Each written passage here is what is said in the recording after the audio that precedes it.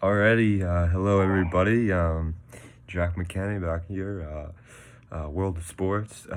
Just real quick update. I changed my channel name to that just because I'm not just going to be talking about baseball. As you know, I just put out a hockey video a couple days ago, and we got hockey talk part two.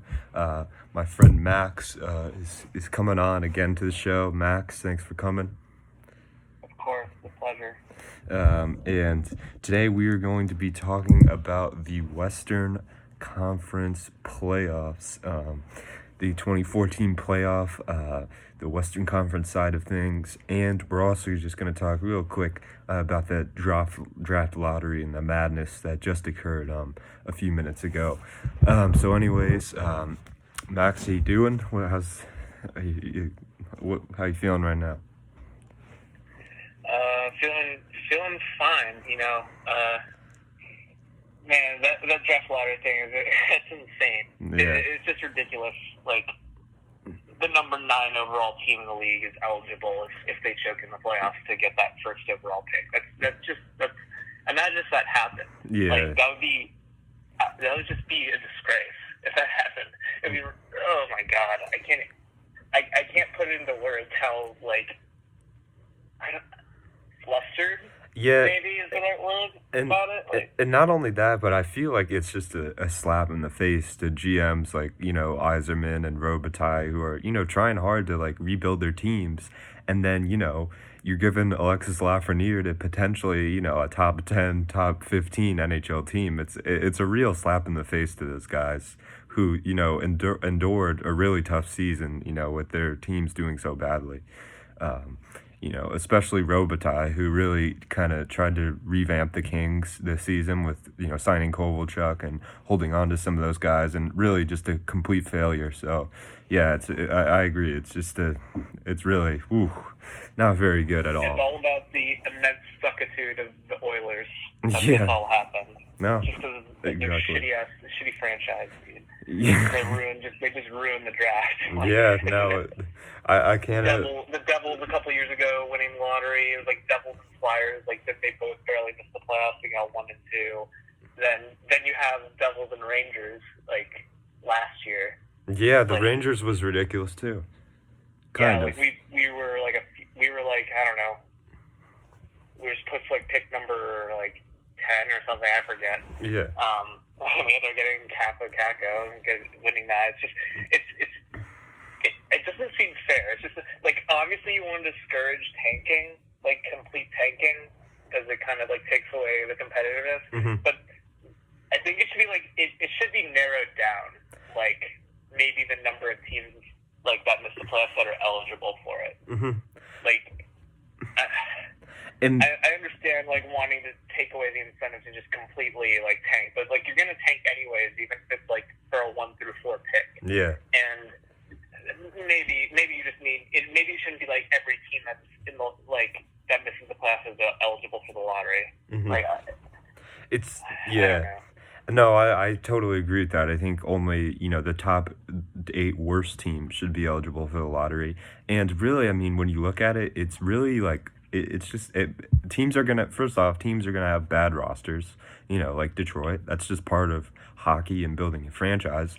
And also it's it's just discouraging to rebuild when BS like this happens. It's really ridiculous.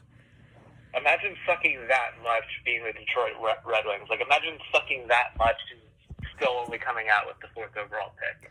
Yeah. That must just be awful. And I can't even imagine how Red Wings fans feel right now. Like, it's crazy.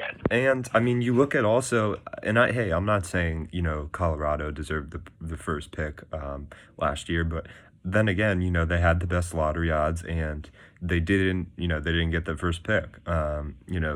It was rightfully Ottawa's, and I'm not discouraged that Colorado didn't win, but it's like, okay, when is it going to be that the team that's projected to win the lottery actually wins the lottery? You know what I mean? I don't even know when the last time that's happened. Like, it's maybe yeah. Edmonton. Did Edmonton like get it? Like actually, when they were last in the league? Maybe Darlene with Buffalo.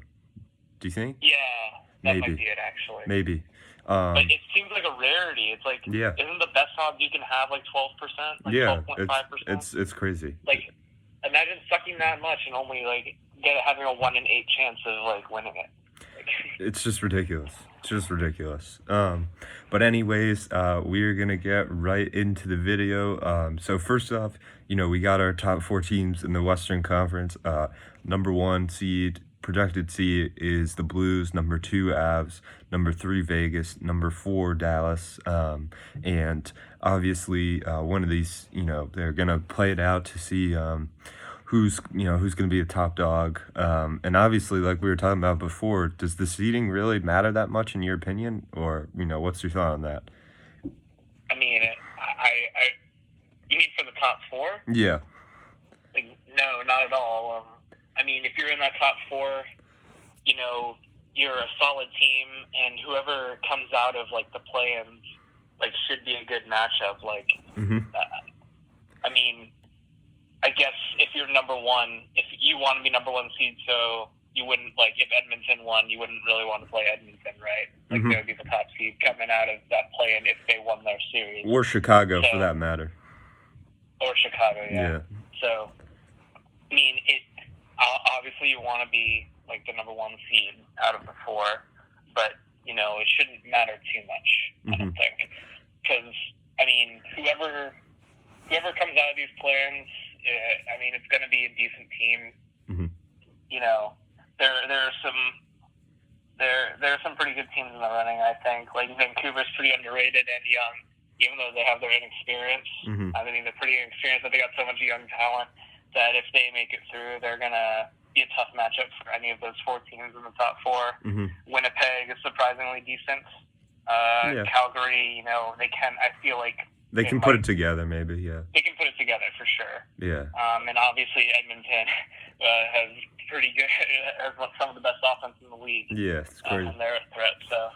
Yeah, well, I have a lot to say about Vancouver, and, we'll get to that when we talk about that series. But anyways, moving on to our first matchup for the play-in round for the Western Conference is, a matchup between really 2 underperforming teams. You got the Calgary Flames and the Winnipeg Jets. Winnipeg, out of all the 24 teams that qualified for this playoff, they rank last in every defensive category. Just an awful defense this year. Really missed Dustin Byfuglien and not re-signing Tyler Myers and losing Jacob Trouba. I mean, just their D-core just absolutely obliterated this offseason.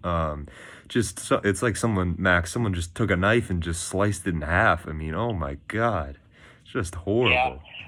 I have a different viewpoint on their defense than you. I'm more optimistic about it, and like more glass half full for them, because not only like did they lose like all that top talent on their blue line like coming out of the summer, but also throughout this entire season, like their D-core has been riddled with injuries. So they're basically running like an AHL defense, and despite all that, they are still like. They're still like ninth in the conference. Exactly, right? And so despite everything they've gone through, they've gotten enough success to be ninth place in their conference. And with all things considered, like they did well on defense for like the assets that they had there, considering all the injuries. That's true. Like, Neil Pionk has come into his Neil own. Pionk is good. He was a Ranger last year, and I liked his game. A lot of Rangers fans didn't like his. I mean, they loved his offense and what he brought on offense. But and he was, Morrissey too. Stats-wise, he's a defensive liability. But I'm pretty sure, like from what I've heard, he's improved his game on defense and has become a better all-around player while keeping that offensive upside. So he's kind of come into his own. And I don't know. I'm more optimistic about their defense because now that they've had time for their D-core to heal up, despite it looking underwhelming on paper, their D-core, I think they can pull it together and like be serviceable, like not great but serviceable, and not as bad as they look. Yeah, I'm not not as positive on you there. I mean, really, but you said it right. I mean, I think Morrissey's pretty good, And yeah, no, Neil Pionk has really stepped up. But besides for that, I mean, you literally have an AHL D core. But they've been very serviceable, like like you said. I mean, it's impressive. They're number 9, and part of the reason because of that is because of their goaltender Connor Hellbuck, the favorite to win the Vezina Trophy. Absolutely outstanding this year. Really stepped up, and also got a great forward group. I mean, probably you could argue some of the best forwards in the league, best forward core in the league, with Connor Scheifele, Wheeler, Nikolai Ehlers, Patrick Laine, just a lot of really good forwards. And then going up against the Calgary Flames, who again, you think Max, they were the number 1 seed last year in the playoffs, if I'm correct, and they were really good last year, and you think, hey, they're gonna bounce back this year, but not really the case. So what did you think about Calgary overall this year, Max? I think they showed their flashes of what they're capable of throughout the season. The thing is, like, I don't think the Calgary roster is built for the playoffs. Like, last year, they just got completely pushed around by Colorado. Basically, they got embarrassed being the number 1 seed and losing out in 5. And there hasn't been too much. There's, like, a ton of roster turnover from that season and not, like, enough significant changes to where what I think about that team and their build has changed to make me think that, they can get it done. I'm not sure if they have it. Like, I'd love to see them prove me wrong, but they're a solid team on paper, but I'm not sure if they'll be able to pull it together, like when the going gets rough. Yeah, and I mean, it's just a great point. I mean, they really didn't, one thing I really like that they did was they did get Eric Gustafson at the deadline, which I thought was a great move from Chicago. But besides for that, you got pretty much the same roster plus Milan Lucic. It's really not much of a change here. Great group of forwards. Don't get me wrong. But it's a little, it's still, kind of the same roster. Obviously, you do have a new tender Neto who's been pretty hot. He goes by the name of Big Save Dave in Calgary, David Riddick, who's had a pretty good season this year. So it'll be interesting to see how he plays in the playoffs. But I think, just to be honest here, I think Winnipeg has the advantage here, and that's why I gave them the 3-1 series win. I think I agree with you on that assessment. 3-1 seems pretty reasonable. I wouldn't be surprised if it did go to Game 5. Don't think it's going to be a sweep, but I definitely think that Winnipeg's going to come out on top in this matchup. Yeah, I mean, it's just I just think Winnipeg's more built, and they have a goaltending advantage there, and it just. I don't know. I feel like Winnipeg has it here. So we got Winnipeg. Me and Max both agreed is taking this series. And so next off, we are going to move on to the Oilers and the Blackhawks.